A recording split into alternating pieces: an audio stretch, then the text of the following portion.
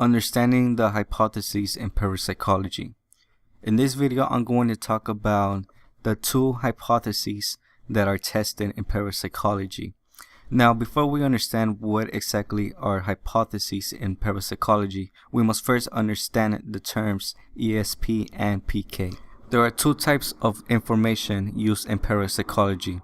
One is mental influence at a distance, and the second one is obtaining information at a distance.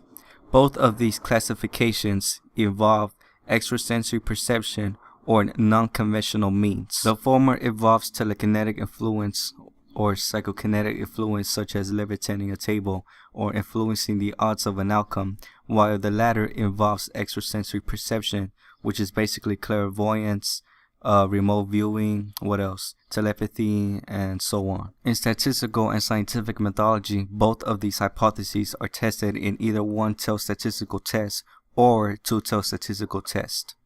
In statistics, a one-tailed statistical test can only involve a hypothesis that is directed only in one direction within the binomial or non-binomial distribution, while the two-tailed statistical test involves a hypothesis that can be directed in both directions within the binomial and non-binomial distribution.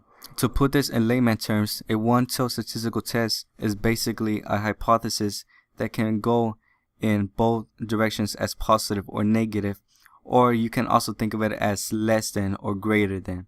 For example, if I toss a coin 20 times, and I only want to see evidence of a psychic phenomenon on the coin greater than 10, then I will apply a one-tailed statistical test because I'm only focusing on the hits greater than 10 in order to count it as evidence for psychic phenomenon. So basically, I'm predicting only one in the direction. However, if I conduct a two-tailed statistical test, which is the proper statistical analysis when it comes to testing parapsychological studies, then I am basically looking for less than 10 and greater than 10, meaning that the hits or the scores that are greater than 10 or less than 10 affect the statistical analysis. To put it in simpler terms, a one-tailed is basically looking for evidence or testing the hypothesis that is greater than 10 and ignoring the scores that are less than 10, while a two-tailed basically looks at it at both ways. The two-tailed basically looks for evidence that is less than 10 and greater than 10. It does not favor one side or the other. A two-tailed basically involves both sides. Technically, two-tailed statistical tests are very common in parapsychology because it is unusual to test a psychic phenomenon that only involves in one direction within the binomial distribution. Now, the reason why is because binomial distribution usually involves hits and misses. When it comes to hits and misses, then that is a clear indication that you must apply a two-tailed statistical test regardless. The statistical analyses between a one-tailed and two-tailed are actually very different. Technically, the p-value, which is basically an indication of whether or not the scores are statistically significant to count it as evidence for psychic phenomena, are basically divided in both ways. For example, a one-tailed statistical test p-value is half of the p-value of a two-tailed.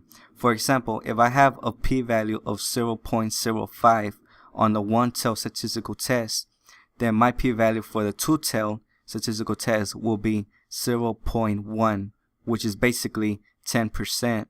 And if you look at it on the one-tailed, it will basically be 5%, which is half of 10% or 0.1. Now, another example I can give you is, for example, let's say my one-tailed p-value is 0.25. Now, my two-tailed statistical test p-value will be 0.50 or simply 0.5 because the one-tailed p-value is half of the p-value of the two-tailed statistical test.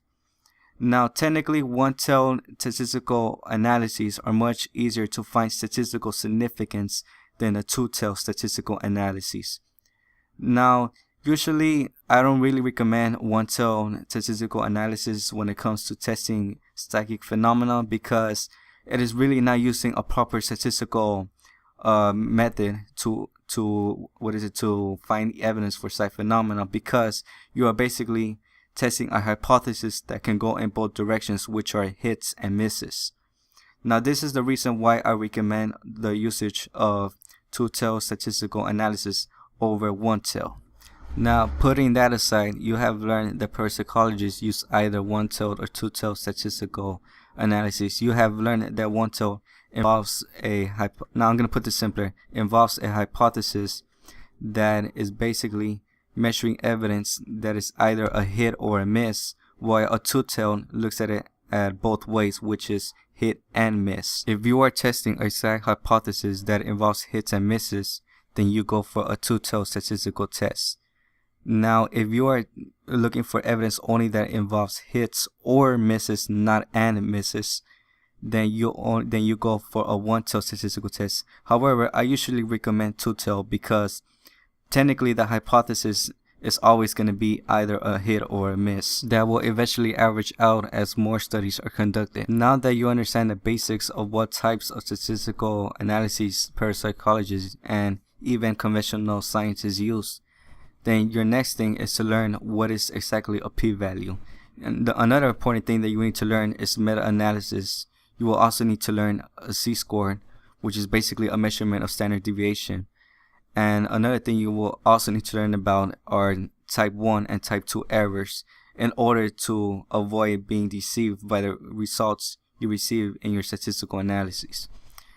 Alright guys, well, this is the Aces here, and if you like my parapsychological 101 study on what types of statistical tests parapsychologists use, then please leave a like.